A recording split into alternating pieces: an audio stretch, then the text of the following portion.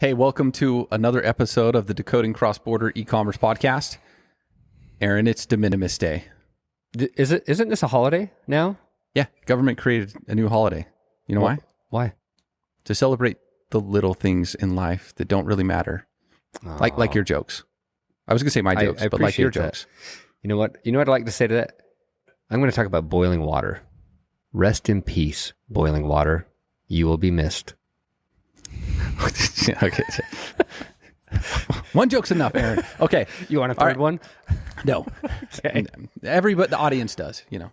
So today, what we want to focus on how did we get here? So we're going to talk about a little bit about the executive order, but really what are the challenges that are going to be faced by carriers, such as express carriers, the United States Postal Service. What are the challenges that CBP is going to face? What are the challenges e-commerce retailers are going to face that are overseas?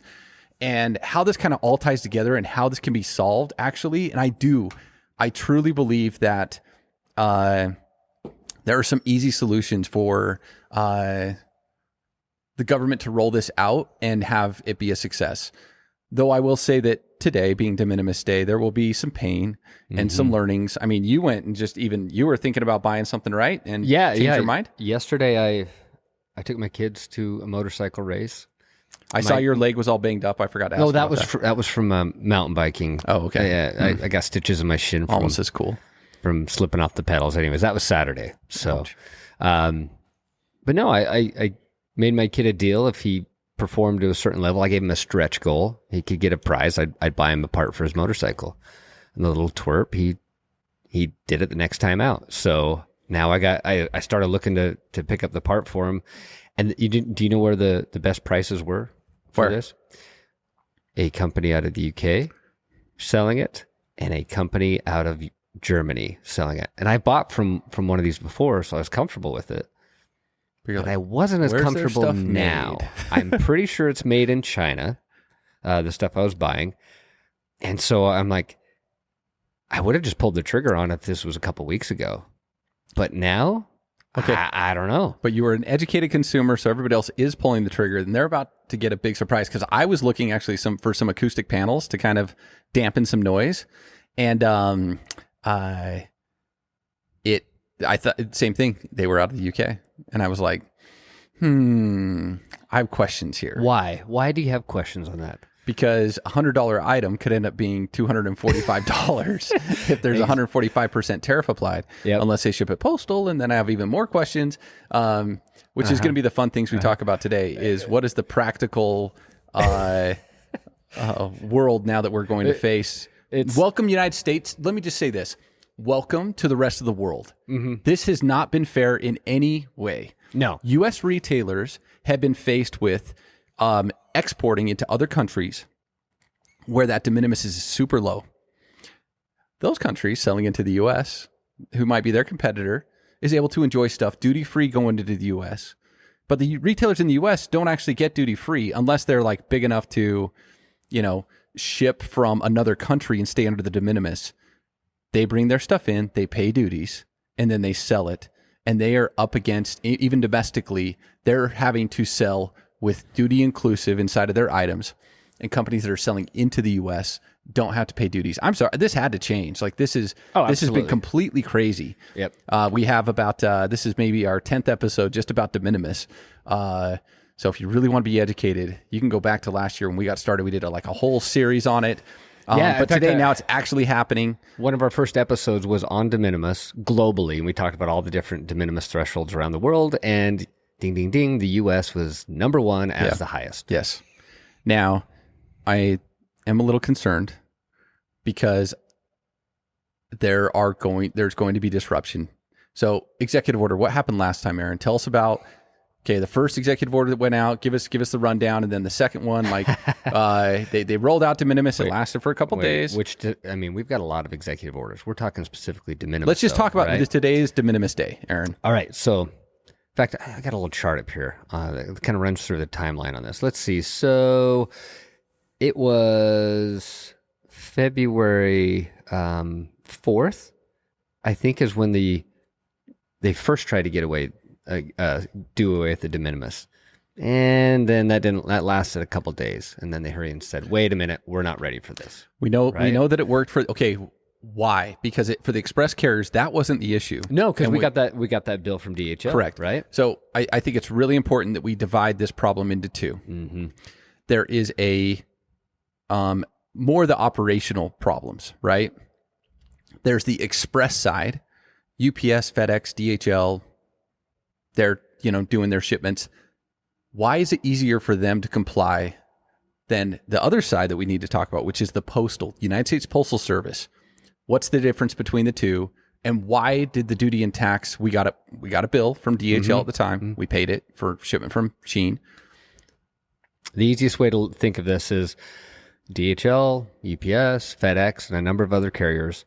They're shipping goods around the world and collecting duty and tax around the world. And they have systems in place because guess what? They have to collect duty and tax from people they all over the world. All these other countries that don't have a de minimis, they know how to do this. Right. Yes. But United States Postal Service and CBP don't, because all they have to worry about is imports coming into the U.S. and there's been a really high de minimis. And so the number of shipments they've had to collect on has been this much historically, so they've never really upgraded their systems, and it's super, super manual. Okay, so let me explain the manual side of this when you say manual to everybody. I was able to meet and see in real time the process of CBP. Okay, so imagine JFK airport, everything's getting flowed in from the United States Postal Service, and Customs and Border Patrol are the ones. This is what's different on the postal side. The express side, they have brokers. The carrier might be the broker. UPS might have its own brokerage. Or there might be there's tons of brokers out there that broker shipments. When it comes in postal... I think the name of the game here is the broker, whoever it may be, is coming from the private sector. Correct. Brokers, private sector, they do this for a living, and if they don't do it right, they can lose their license. Mm-hmm. The postal side, there is no broker. That broker, if there is one, is actually Customs and Border Patrol, CBP. And so I was able to see this seamless operation as it was described to me by by CBP when I was, witnessing it. So went in the room where CBP they assess duties and taxes. And at this airport, there was an operation in play by Larry. His name was Larry. Larry had been at CBP since, I think he was like in his 20s, and he is now, I think he was in his 70s. And he was so excited to say how streamlined this whole process was. As he grabbed the box, walked across the room, grabbed a box and put it on his desk, and started typing with one finger on a computer. Hey, and he said, "This is amazing." It's like, you would not believe how much better this is than what. And he would pick an HS code, and he's like, "this one looks good," and figure out the duty rate, and he put a tag on the box to collect the money. And I'm just like, my jaw. I'm like, this is the system? Wait, okay, so, but he'd type it into his computer, and it would tell him how much it needed, right? Yeah, how much. Then you're telling me due. he would write on a piece of paper? Yep. And then stick it to the box. Yeah, and then what? That money needs to get collected, right? Mm-hmm. This goes to the operational challenges. So there's the first operational challenge, which is Customs and Border Patrol are not equipped at scale to calculate duty, okay? This is informal clearance at this point, meaning that it's kind of their job to... So because Larry's only doing this on shipments over $800 coming from the postal stream, which is... So look, it kind of works because there's only so many companies that will ship stuff over $800 through the postal stream. Mm-hmm. So once that gets on there, okay, there's information that is sent in a very non-automatic way to the United States Postal Service. And their job is to collect that money. That's their job. And the way that the United States Postal Service today is able to do that is they will show up at your door with the box, and they will knock on your door and say, "Give me the money." Cold hard cash? Tap. Oh, wait. No, sorry. It's not tap. It is cash. Or you can go into the post office and you can pay there. So now, how many shipments got backed up at JFK? So now you can imagine when February 4th happened. Here, I do want to add one other thing, though. That's shipments between $800 and $2,500. Right. If it's over $2,500, which is very few. Oh, man. Yeah. Then CBP doesn't. It's a formal clearance. They then reach out to you, me as the importer, the buyer, the recipient. Yep. And say, hey, you need to hire a broker to clear this shipment for yourself. Yeah. And everybody knows how to do that. Yeah, absolutely. And they're willing to give their, picture of their license and, So anyways, back to the process here. Okay. Yes. So now we're going from. So first off, the first problem, you got to come up with the HS code, right? That's one of the data problems in this whole op that's going to slow down the operations. What is the HS code? Which we do with AI and can do just like that. And we do that for the United States Postal Service, one of our customers. Like we are actually doing this for the United States Postal Service for all their exports. Second, what is the duty rate, right? Larry doing that. We do that for the United States Postal Service. Everything that goes out of the United States, you show up at a postal counter and you're filling out a form for it to go internationally. They're actually going to give you a duty and tax estimate. That comes from our calculator. So we've already integrated and done this on the outbound. It's when the stuff's coming inbound, there is no integration today They haven't needed a tool. Haven't needed it. Everything just flows through. Kind of works. Right? Yeah. So got to get the HS code, got to get the calculation. Now, if you do that, you solve a problem for who? CBP, which Larry, right? Larry's like, oh, wow, there actually is something that's a little faster than my finger. Now, for the United States Postal Service, there's a different problem, which is the collection, right? So, Aaron, what do we do in e-commerce? We collect duty and tax. Oh, wow. That's like the thing we do. We calculate it up front, at the time of checkout and, or with the carrier upstream. We work with other posts around the world. We're integrated with, IPC, which is the kind of centralized hub. And the reason I'm kind of talking a lot about Zonos now is this is our world. And so what's happening today is like everything we do so we can bring context to the actual problem. But IPC is connected with how many different posts? Like 30? 30 or so, yeah. And then we're also integrated with the UPU software. Not just integrated with UPU software, like we are powering the UPU software. Like we're the partner that's, there to power their AI HS classification, right? If there's how do we do a classification, Aaron? It could be a description. It could be the categories that come from the e-commerce website. It could be the image of the item. We see an image, you take a picture, we can give you an HS code all the way to the full digit with the tariff rate and calculate it. And that's why we've started in e-commerce and learned it all there. And it's how we've gone into the supply chain side where the United States Postal Service and other logistics companies turn to us and say, hey, can we use your product to do this? Because they don't have the technical ability to build it. And the next step with all this is we've heard from a ton of posts outside the U.S. with all of the tariff changes and the de minimis changing that absolutely want to be able to collect that U.S. duty upstream at the postal counter in their country, or even their shippers can collect it or from their shippers, right? Because they've never had to before, but now they're chomping at the bit, and that's something we're also working very closely with the UPU and IPC and others, right? Yes. How do you get that duty that upstream? This is where we get to. All right, we talked about the data challenges and the collection challenges, right? So operational data collection; those are like three of the big challenges. And how this can be solved is what you were now talking about. You collect that either ideally at checkout, which that's what we do. Right at the point of sale. You know exactly everything that went on that transaction. Bought, and that can be communicated. And how much it was bought for. Yeah, why not communicate all that data to CBP? But anyway, we have that at the e-commerce, upstream at the e-commerce platform, point of sale.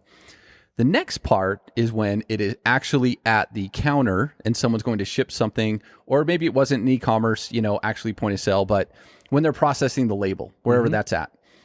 So Iceland Post or whoever's working with us, what they want is the ability, and have been asking for this, right? And now there's actually a reason to do it into the US, is get the money from them, right? Just like you would from an e-commerce retailer at the point of sale that's in Australia or wherever. You get the money, and then you get that money transmitted over to its final destination, which is, let's say, CBP, could be the United States Postal Service or whoever, right? So this is now the challenge and problems that they're trying to solve or going to have to solve, in my opinion, is how do I take and start to, because what you don't want to do is stop the imports.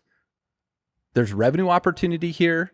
We love buying goods from other countries, right? Like we do. We like to buy it from the US too. But hey, if you're going to buy it from another country, now they want the tariffs, right? Mm-hmm. How do I first, calculate it right, collect it right? But I want to talk about some other data challenges. So let's talk about CBP. How do they know that what's going to happen? Okay, first off, before we talk, what are people going to do when there's 145% tariff and they're filling out a commercial invoice? Okay. I'm talking about retailers. So now we're going to go into the slew of things that will be slew of issues now that. Yes. What incentives have changed? I had no incentive I just put down, I'm a Chinese retailer. I can put $300 as the value of the item coming into the US about a month ago. Yep. But today, de minimis day. Yeah. Now, and we've already seen this in the landscape. All of a sudden, in the e-commerce space, everybody's trying to get creative. Like, how can I justify putting a lower value? Half these look illegal to me. Everything. I some agree. look legit. I think there's some legit ways to do it, but the legit ways there's a lot of work to make it legit. And then there's a lot of others that are playing very heavily in the gray. And everything I'm seeing is CBP is going to be scrutinizing and looking for people that are playing the system and playing games and going after them and slapping big fines on them. Now so here's what CBP needs, right? They need that technology and tool that can determine where this fraud is occurring.